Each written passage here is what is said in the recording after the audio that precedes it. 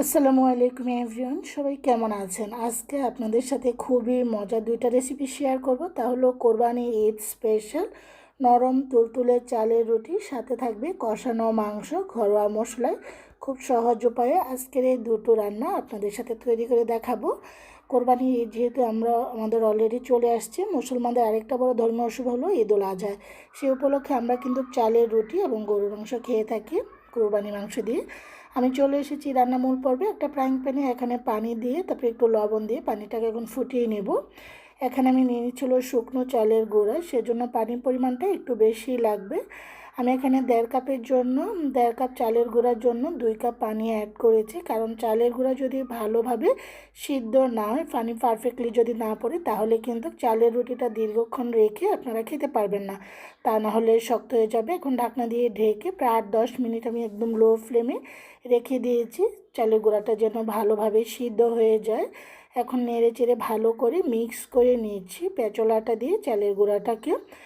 আর মুসলমানরা কিন্তু খুবই মজা করে এই চালের রুটি, সারা বছর খেলো। কোরবানির ঈদে তো এটা, আমার বাবার বাড়িতে তো এটা সবসময়, শ্বশুর বাড়িতেও দেখি এই চালের রুটি। মাছ যতই কষ্ট হোক না কেন, এত মাংস এত কিছু হওয়ার পরও চালের রুটিটা ঠিকই বানানো হয়ে থাকে। আমি আমার বাবার বাড়িতেও দেখেছি, আমার শ্বশুর বাড়িতেও দেখেছি, দোনো বাড়িতেই দেখেছি এই রুটি, চালের রুটি দিয়ে গরু মাংস দিয়ে খেতে।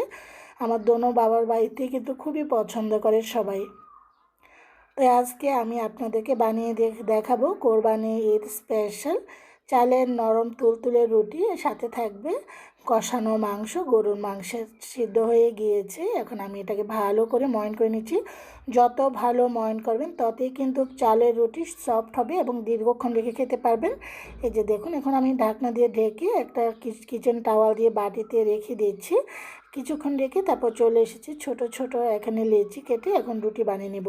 তবে চালের রুটিটা আমার মাকে দেখেছি একেবারে যে বেশি পাতলা তা কিন্তু না, একটু সামান্য একটু মোটা রাখে, তা না হলে দেখা গিয়েছে এটা একেবারে শক্ত হয়ে যায়। আমি লেচি কেটে নিয়েছি, এখন রুটিটা বানিয়ে দেখাচ্ছি।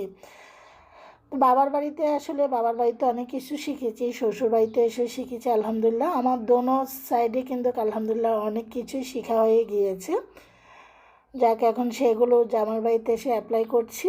তো আমার রুটি বানানো হয়ে গিয়েছে, একটা প্লেটে নিয়ে এখন চলে যাচ্ছি এগুলোকে ভেজে, রুটিগুলো ছেঁকে নেওয়ার জন্য ফ্রাইং প্যান বসিয়ে এখন রুটিগুলো ছেঁকে নিয়েছি।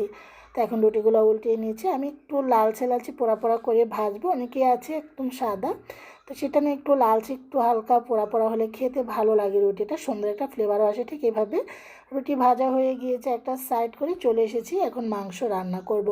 ফ্রাইং প্যান বসিয়ে এখানে সয়াবিন তেল দিয়ে দিচ্ছি 1 কাপ পেঁয়াজ কুচানো। পেঁয়াজটাকে জাস্ট একটু নরম করে ভেজে এখন গরম মশলা, তেজপাতা 2টি, দারচিনি 2-3 ফালি, বড় এলাচ 2টো, এখানে 10-12টি লবঙ্গ, 10-12টি গোলমরিচ, 10-12টি সবুজ এলাচ আর লং দিয়েছি 10-12টি দিয়ে এখন মশলাটা সাথে পেঁয়াজটার সাথে ভালো করে প্রায় 1 মিনিটের মতন এটা সুন্দর করে ভেজে সুন্দর একটা স্মেল আসার অপেক্ষা করব। তারপরে এখানে দিয়ে দিচ্ছি আমি গুঁড়া মশলাগুলোকে প্রায় সুন্দর করে পানির মধ্যে ভিজিয়ে রেখেছিলাম। 1.5 চামচ আদা, 1.5 চামচ এখানে দিয়েছি হলো ধনিয়া বাটা, 1.5 চামচ জিরা বাটা, 1.5 চামচ লাল মরিচের গুঁড়া, 1.5 চামচ হলুদের গুঁড়া। প্রত্যেকটা মশলা আমি নর্মাল পানি দিয়ে গুলিয়ে রেখে দিয়েছিলাম, একদম বাটা মশলা, সুন্দর ফ্লেভার আসবে। মশলা দিয়ে পানি দিয়ে এখন আমি ভালো করে কষিয়ে নিয়েছি, তা নাহলে মশলার ফ্লেভারটা নষ্ট হয়ে যাবে, পুড়ে গেলে এটার স্বাদ গন্ধ সব নষ্ট হয়ে যাবে। স্বাদ অনুযায়ী লবণটা অ্যাড করছি। এখন মশলাটাকে আবারও ভালো করে নেড়ে চেড়ে মিক্স করে কষিয়ে নিচ্ছি। তা আসলে গ্রামে তো বাটা মশলাটাই আগে বেশি প্রচলন ছিল, এখন তো গুঁড়াই করা হয়। তারপরে এভাবে যদি মশলাটাকে গুলিয়ে রেখে দেন, বাটা মশলা একটা ফ্লেভার আসে। এখন দিয়ে দিচ্ছি গরুর মাংস। গরুর মাংস রেগুলার কাট করে নিয়েছি, এখন এগুলাকে ভালো করে দিয়ে মশলাটার সাথে কষিয়ে নিব। মশলাটা যত ভালো সব মশলাটার সাথে মাংসটা কষানো হবে ততই কিন্তু টেস্ট হয়। আর গরু মাংস যত ভালো কষানো হয় ততই কিন্তু খেতে অনেক বেশি মজা। গরু মাংসের যতই সমস্যা থাকুক না কেন, আমি দেখেছি সবারই খুবই পছন্দ। যাক, অনেক কথাই বলে ফেললাম। মাংসটা কিন্তু খুব সুন্দর আস্তে আস্তে কালার, সুন্দর খুব সুন্দর একটা কালার চলে আসছে, দেখতে পাচ্ছেন কষাতে কষাতে। আমি এখনও কোনো পানি দিইনি। তো আমি আজকে ভাবছি একেবারে লো ফ্লেমে রেখে আজকের এই মাংসটা রান্না করব, কোনো রকম পানি ব্যবহার করা ছাড়াই। এই গরুর মাংসটা একেবারে লো ফ্লেমে রেখে আমি পানিতে যে মশলাটা উঠেছে সেই মশলাটা দিয়ে রান্না করছি। আদা রসুন বাটা দিতে একেবারে ভুলে গিয়েছি, 1.5 চামচ আদা রসুন বাটা দিয়ে দিয়েছি। মাংসটা একটু কষানোর পর এই যে দেখুন অনেক পানি উঠেছে, দিয়ে আবারও নেড়ে চেড়ে ভালো করে মিক্স করে আমি এখানে এটাকে কষিয়ে নিচ্ছি। আর 10-12টি কাঁচামরিচ দিয়ে দিয়েছি, যেহেতু মাংসগুলো অত বেশি মোটা মোটা পেয়েছিল না, একটু হালকা পাতলা স্লাইস ছিল, সেজন্য মাংসগুলো সিদ্ধ হয়ে গেছে। মূল কাঁচামরিচগুলো একটু ভেঙে দিয়েছি যেন কাঁচামরিচের যে ঝালটা সেটা যেন বের হয়ে যায়, এতে করে খুব সুন্দর একটা স্মেল এবং টেস্ট আসে। কাঁচামরিচের ঝালটা কিন্তু গরুর মাংস খুব ভালো লাগে। আমার কিন্তু মাংসটা দেখতে পাচ্ছেন হয়ে গিয়েছে, বেশি কোনো সময় নেই।